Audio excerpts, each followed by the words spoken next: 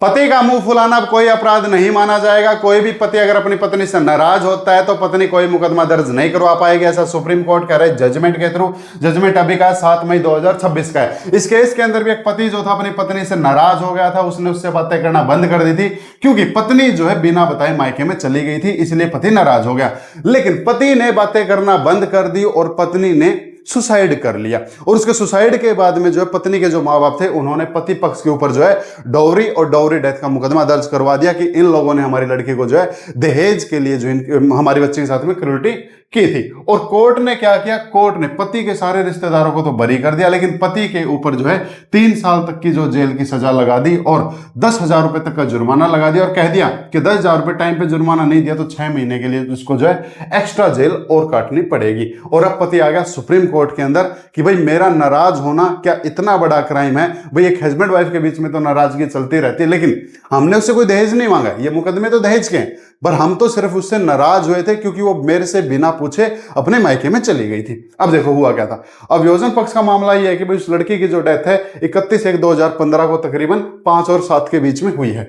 Lump sum फांसी लगाकर उसने आत्महत्या कर ली जब अपने मायके में रह रही थी, यानी कि जो उसने फांसी लगाई अपने मायके में। अपील करता आरोपी मृतका का पति है। आरोप है कि विवाह के समय मृतका के माता पिता ने भाई बहुत सारा सामान दिया है, जिसमें देखो 20 सोने के गहने भी दिए हैं और 3 ग्राम डॉलर की एक सोने की चैन भी दी है, छल्ले भी दिए हैं, 3 ग्राम कंगन भी है, काफी सारा सामान उन्होंने दिया है। अपील करता अक्सर मृतका से अपने घर से पैसे लाने के लिए भी कहता था। मृतक के माता पिता को लगातार परेशान किया गया था, जबकि शेष आरोपियों ने अतिरिक्त दहेज लाने की भी मांग की है। भाई उसके बाद भी, इतना सामान देने के बाद भी और घर से सामान लेके आ, ऐसा उसके ऊपर भाई जो आरोप लगाया गया कि ये लोग हमारी लड़की को दहेज के लिए तंग परेशान करते थे। लगातार उत्पीड़न का शिकार हमारी बच्ची को बनाया गया था। देवर पर आरोप यह है कि देवर जो है उस लड़की को सांवले रंग की कह के डांटता था कि आपका रंग सांवला है। अभियोजन पक्ष का आरोप है कि अपीलकर्ता ने मृतक को अपने परिवार की इच्छा के विरुद्ध अपने माता पिता से मिलने पर जाने का फटकार लगाया, उसे फोन पर बात करने से इनकार कर दिया। उसने लड़की को धमकाया भी कि तुम मेरे से बिना पूछे अपने मायके क्यों गई है, अब तुमको तुम्हारे माँ बाप से बात नहीं करनी है। इस स्वाधीनता के कारण मृतका को गंभीर मानसिक पीड़ा हुई और उसके परिणाम से उसने क्या कर ली, सुसाइड कर लिया। इसलिए पति और उसके जो रिश्तेदार थे उनके ऊपर जो मुकदमा दर्ज करवाया जाए, इन्होंने जो है कंप्लेन यहाँ पे लगा दी। ठीक है, मुकदमे की सुनवाई में सभी अभियुक्तों को, ससुराल वालों को ट्रायल कोर्ट द्वारा क्या कर दिया, बरी कर दिया। 304B और 498 के आरोपों से बरी कर दिया ट्रायल कोर्ट ने। और पति के ऊपर भी 304B का जो आरोप था, पति को भी उससे बरी कर दिया, लेकिन पति के ऊपर सिर्फ क्या लगाया गया है, एक 498 के तहत में उसको दोषी ठहराया गया है। और दोषी ठहरा के, जैसे हम ऊपर देख चुके हैं, 3 साल तक की सजा जो है पति को सुना दी। इससे भाई व्यथित होकर पति कहां चला गया, वो चला गया हाई कोर्ट के अंदर। हाई कोर्ट, जब वो हाई कोर्ट में उसने अपनी पिटीशन लगाई तो हाई कोर्ट ने क्या कर दिया, पुनरीक्षण याचिका को खारिज कर दिया। और ट्रायल कोर्ट ने जो 3 साल की सजा सुनाई थी उसको बरकरार रखा कि भाई वो सजा सही दी है ट्रायल कोर्ट ने तुम्हारे लिए, तुमको 3 साल के लिए अंदर जाना ही चाहिए। अब इससे व्यथित होकर कहां जाएगा, सुप्रीम कोर्ट में। तो मैटर देख लेते हैं सुप्रीम कोर्ट में क्या हुआ। अपीलकर्ता की ओर से पेश हुए ये जो एडवोकेट है, ये अपीलकर्ता यानी कि हस्बैंड के एडवोकेट है, उन्होंने तर्क दिया कि वर्तमान मामले के तथ्य इतने स्पष्ट हैं कि भाई इस केस की जो स्टोरी है वो इतनी क्रिस्टल क्लियर है कि अपीलकर्ता के खिलाफ 498 के तहत आरोप सिद्ध नहीं होता है। भाई आरोप बनता ही नहीं है। 498A का आरोप बनने के लिए जरूरी होती क्रूरटी।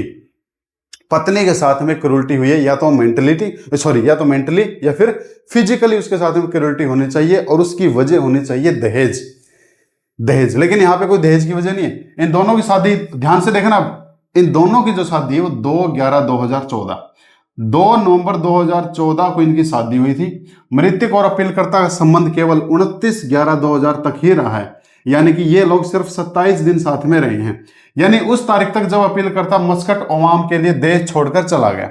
मृतक लगभग 1.5 महीने तक अपने ससुराल में रही है और फिर 18/1/2015 को अपने मायके में चली गई। अपने माता पिता के साथ रहते हुए 31/1/2015 को उसने आत्महत्या कर ली। मुख्य आरोप यह है कि माता पिता के घर में रहने के दौरान अपीलकर्ता ने मृतक से फोन पर बात नहीं की, जिससे उसे मानसिक पीड़ा हुई, इसलिए उक्त अपराध के लिए दोषी ठहराया गया है। यानी कि ये लोग सिर्फ 27 दिन साथ रहे, उसके बाद वो तो मस्कट चला गया। उसके बाद में वो लड़की जो थी 18 जनवरी तक 2015 तक उसके ससुराल में रही है, और उसके ससुराल में रह में उनकी कोई आपसी नाराजगी के कारण उसने फोन पे बात नहीं की है। फोन पे बात नहीं की तो उसने क्या कर लिया, सुसाइड कर लिया। ये मुख्य आरोप है। यहां पे कोई दहेज की बात नहीं की गई है कि उसने दहेज के कारण सुसाइड किया गया।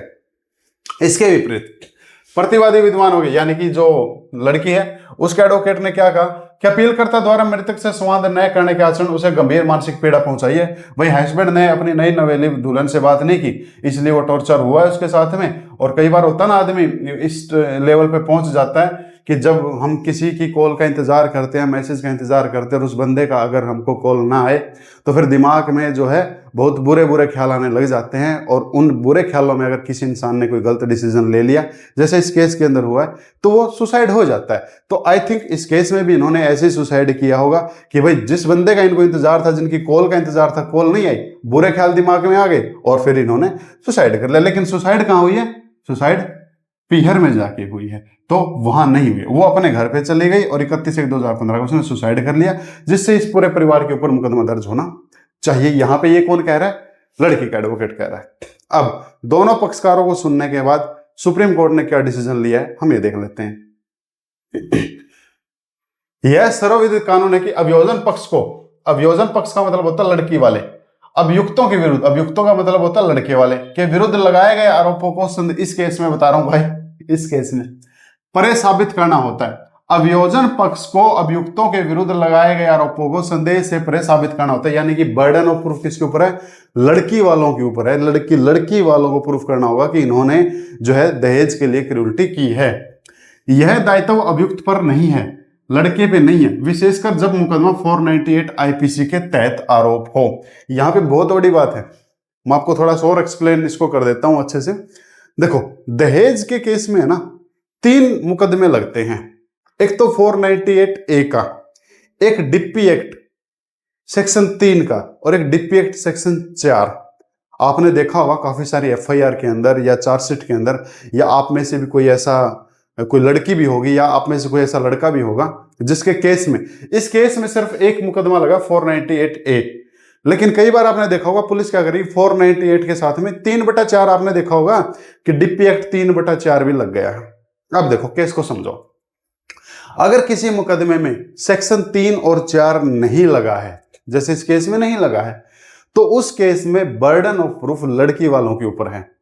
लड़की वालों को साबित करना पड़ेगा कि इन लोगों ने हमसे दहेज मांगा है या दहेज के लिए हमको तंग परेशान किया है। इस केस में 3 और 4 नहीं लगा, तो बर्डन ऑफ प्रूफ किसके ऊपर है? यह दायित्व अभियुक्त पर नहीं है, तो लड़की वालों पे है। लेकिन अगर इस मुकदमे के साथ में सेक्शन 3 और 4 ऐड हो जाता तो खेल बदल जाता। फिर बर्डन ऑफ प्रूफ लड़की पे नहीं है, फिर बर्डन ऑफ प्रूफ लड़कों पे आ जाता।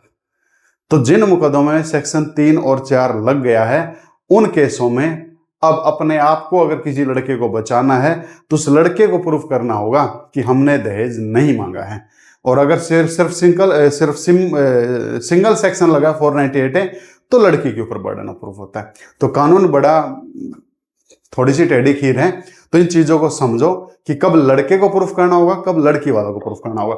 यहां तक कि जानकारी अच्छी लगी है, आप इसको लाइक जरूर कर लें, ठीक है, शेयर कर लें और सब्सक्राइब कर लें।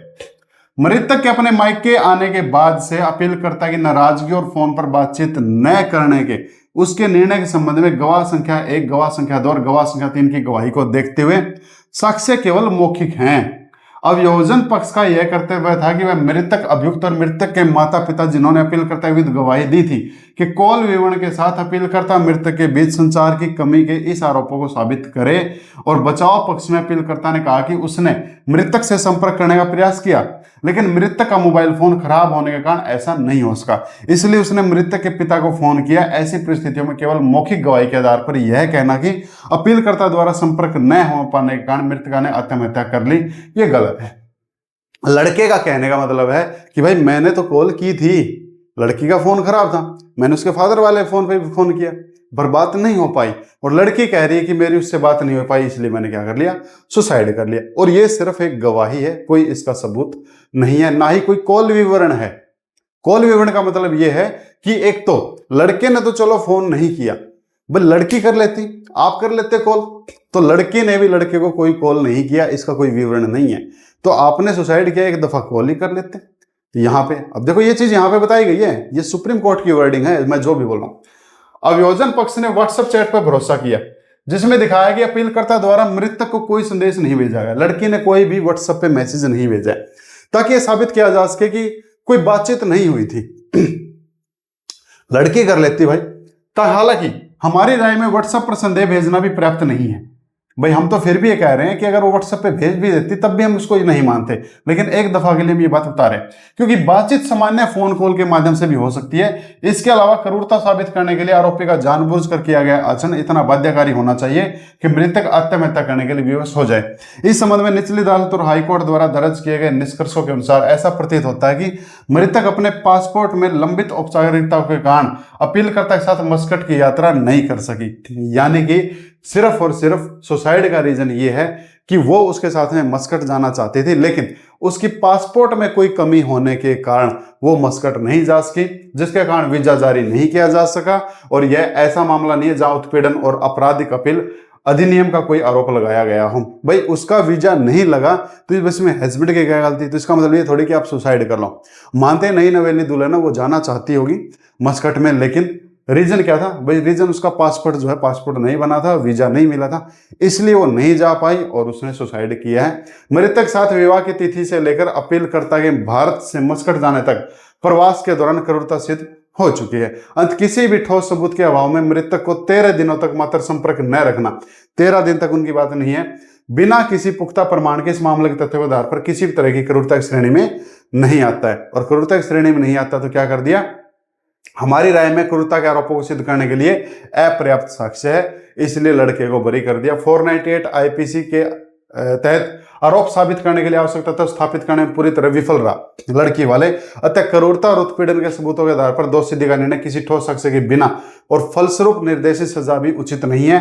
इसलिए विवादित निर्णय और निचले अदालत का निर्णय रद्द किया जाना चाहिए और वर्तमान अपील स्वीकार की जाती है। वर्तमान अपील स्वीकार करने का क्या मतलब है? लड़के की अपील स्वीकार हो गई है, यानी कि लड़के ने जो भी अपील रखी थी उन सबको सुप्रीम कोर्ट ने एक्सेप्ट कर लिया है। लड़के को भी बरी कर दिया है, उसके परिवार को भी बरी कर दिया है, उसके ऊपर से सारे मुकदमे हटा दिए। भाई इस आदेश को क्या कर दिया है? रद्द कर दिया गया है। और ये आ गया अपना 7 मई 2026 का जजमेंट। ठीक है,